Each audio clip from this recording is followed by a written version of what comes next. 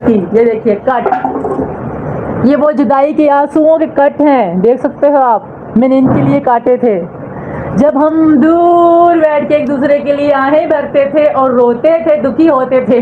भाभी please come mind हो रहा है। पूरे पाकिस्तान की तो नहीं कहता मैं, जो भी सीमा जहाँ रहती थी, वो जो इलाका था, वहाँ औरतों को कुछ नहीं मानते थे, इज्जत नहीं थी, सम्मान नहीं था, कुछ भी नहीं था। चिराग लेके भी ढूंढोगे ना, फोन की टॉर्च लेके भी, तब भी ना मिलेगा मेरे हीरो जैसा। अल्लाह ते या भूले थे भाई से भी कितने भी प्रार्थना करूं। सचिन जैसा नहीं मिलेगा। मेरे कृष्ण ने मुझे मीना जी मिला दिया, मेरे भगवान ने मुझे मीना जी मिला दिया। तो इसमें प्यार, मोहब्बत, इश्क, विश्क सब कुछ है। पता है सचिन ने मुझसे कितनी मोहब्बत की और मैंने इनसे कितनी मोहब्बत की। ये देखिए कट, ये वो जुदाई के आंसुओं के कट हैं, देख सकते हो आप। मैंने इनके लिए काटे थे जब हम दूर बैठ के एक दूसरे के लिए आहें भरते थे और रोते थे, दुखी होते थे।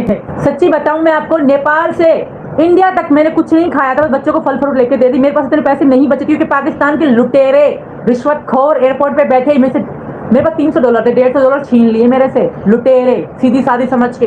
देसी अगर $150 तू मुझे देगी तो आगे जान तो आगे जान दूंगी। हमें गिराने की लाख कोशिश कर रहे, पर हम गिरने वालों में से नहीं है। हम भगवान पे पूरा विश्वास है, भरोसा है कि अच्छे के साथ कभी बुरा नहीं हो सकता।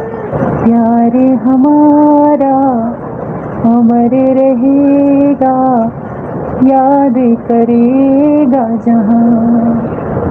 मैं मुमताज हूँ तेरे ख्वाबों की, तू मेरा शाहजहां। ये हाथ जोड़ के मेरी प्रार्थना है हमारे देश के प्रधानमंत्री, मुख्यमंत्री से कि योगी बाबा और मोदी जी, हम आपके शरण में हैं। हिंदुस्तान के लोगों, हम आपकी शरण में हैं। तो हमारी रक्षा करना आपका काम है। कुछ जहादी, कुछ जाहिल, कुछ जंगली लोग मेरे बच्चों के साथ अन्याय करना चाहते हैं, मेरे साथ गलत करना चाहते हैं। तो मुझे विश्वास है अपने श्री कृष्ण पे, मुझे विश्वास है भारतीयों पे, मुझे विश्वास है यहाँ के अदालतों और सरकार पे, पुलिस पे, सब पे हमें विश्वास है।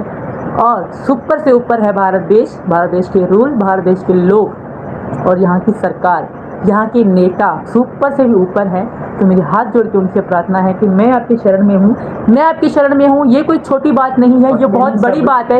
इस बात में सारी बातें आ जाती हैं। तो मोदी जी और योगी बाबा, हम आपकी शरण में हैं। हम यूपी उत्तर प्रदेश में हैं, गौतम बुद्ध नगर रघुपुरा में हैं। हमारी रक्षा कीजिएगा। थैंक यू, हम आपके धन्यवाद। इस देश के एहसान में आजीवन नहीं उतार सकती। इसी वजह से हमारा भारत महान है। पास के लोगों से, बिल्कुल नजदीक के लोगों से ये पता किया है कि कोई भी एक बच्चा पैदा हुआ, उन्हीं के परिवार में पैदा हुआ, 1-2 दिन पहले पैदा हुआ, उस बच्चे को छुपाया गया, उस बच्चे को किसी को दिखाया नहीं गया और उसको प्लांट करके दिखा दिया गया कि ये बच्चा फला फला जो है उसका पैदा हुआ है। सारी दुनिया को पागल बनाने के लिए, सारी दुनिया को बेवकूफ बनाने के लिए और सारी दुनिया को सिर्फ नागरिकता के चक्कर में। अरे अगर 20 बच्चे भी दूसरे से पैदा करा के तुम प्लांट कर लोगे ना, 20 बच्चे, 10 बच्चे भी पैदा कर लोगे, 10 लड़के और 10 लड़कियां भी पैदा कर लोगे ना, तब भी तुम्हें भारत की नागरिकता नहीं मिलेगी, नहीं मिलेगी, नहीं मिलेगी। यह मेरा वादा है आपको। भारत की नागरिकता को किसी भी कीमत और किसी भी कीमत में और किसी भी सूरत में जो है वो आपको नहीं मिलेगी, नहीं मिलेगी, नहीं मिलेगी। आपने एक उस मासूम सी बच्ची की जिंदगी को और अंधेरे में धकेल दिया, जो मासूम सी बच्ची ने अभी पूरी तरह आंख भी नहीं खोली है और वो पैदा हुई है। किसको, ये बच्ची का कसूर नहीं है, उस बेटी का कसूर नहीं है जो पैदा हुई है, बल्कि उस मां का कसूर है जिसने पैदा करके ये प्लांट कराई है।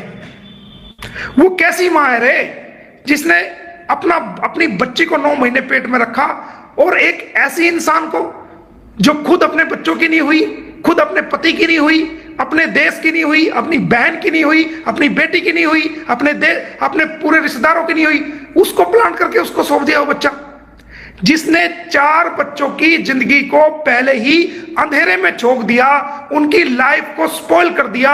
एजुकेशन लाइन से भी उनकी लाइफ को स्पॉइल कर दिया। उनके जीवन में जो निखार आने थे, जो पढ़ना था, लिखना था, आगे बढ़ना था, वो सारा उनको उन 4 बच्चों की स्पॉइल कर दिया।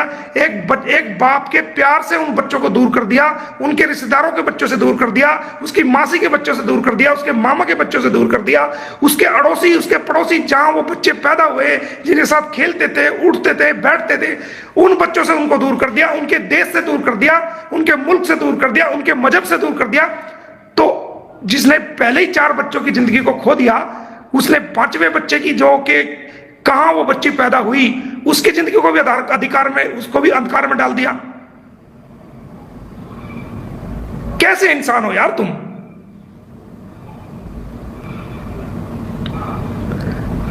दीन, धर्म, माया, ममता, इंसानियत, कोई चीज बची नहीं तुम्हारे अंदर।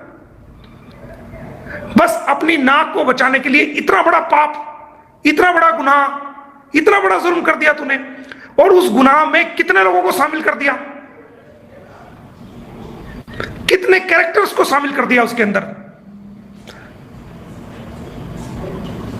उसमें नर्सों को भी शामिल कर दिया, डॉक्टरों को भी शामिल कर दिया, पड़ोसियों को भी शामिल कर दिया, मीडिया वालों को भी शामिल कर दिया, अड़ोसियों पड़ोसियों को भी, रिश्तेदारों को भी, सब लोगों को तुमने शामिल कर दिया। सब लोगों को पाप का भागीदार तुम लोगों ने कर दिया, सब लोगों को। सिर्फ अपने आप को दिखाने के लिए कि नहीं ये ऐसा हुआ, जबकि ये इम्पॉसिबल है, ऐसा है ही नहीं। हमने गहरे लेवल से इंक्वायरी करी है, गहरे लेवल से, बिल्कुल ऐसे लेवल से इंक्वायरी करी है जो इंसान 24 घंटे इनके घर आता है, जाता है। ऐसे इंसान से हमने एक से नहीं, कई लोगों से वेरीफाई किया है। ये बच्ची हमारी सर्च के मुताबिक, हमारी खोज के मुताबिक 1-2 दिन पहले पैदा हुई, किसी और के यहां पैदा हुई, और इस बच्ची को प्लांट कर दिया गया। बड़े दुख की बात है।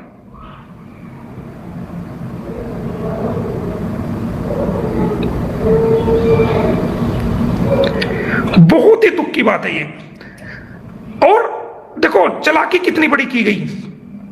ये कहा गया कि बच्ची जो है वो जो बच्ची पैदा हुई, वो बच्ची नॉर्मल डिलीवरी हुई, ताकि कल को अगर कोई जांच होने लगे तो वो ये कह सके कि जी बच्ची जो है नॉर्मल डिलीवरी से हुई। इस एज में आके 40-45 साल की, या 35 से 38 या 40 साल की उम्र में आके 4 बच्चे जहां ऑलरेडी पैदा हो गए हों, तो नॉर्मल डिलीवरी का तो सवाल ही पैदा नहीं होता।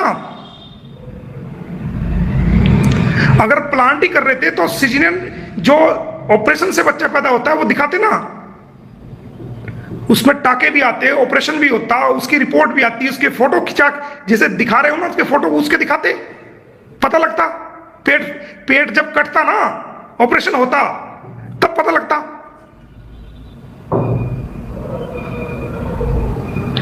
यानी झूठ को बोलना भी सही तरीके से नहीं आ रहा।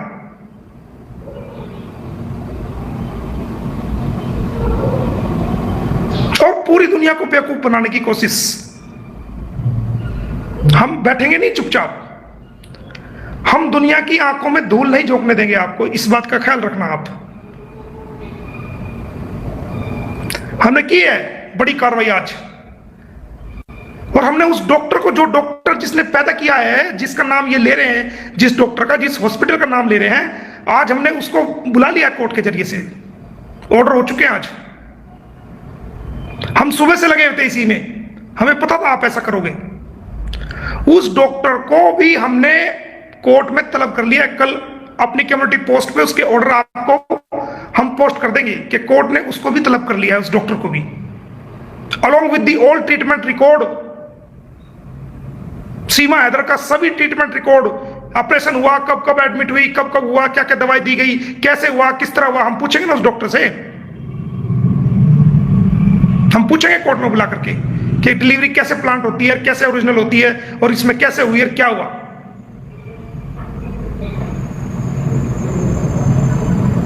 और जो आपके सीसीटीवी कैमरे की फुटेज है ना, उसको डिस्ट्रॉय मत करना डॉक्टर साहब।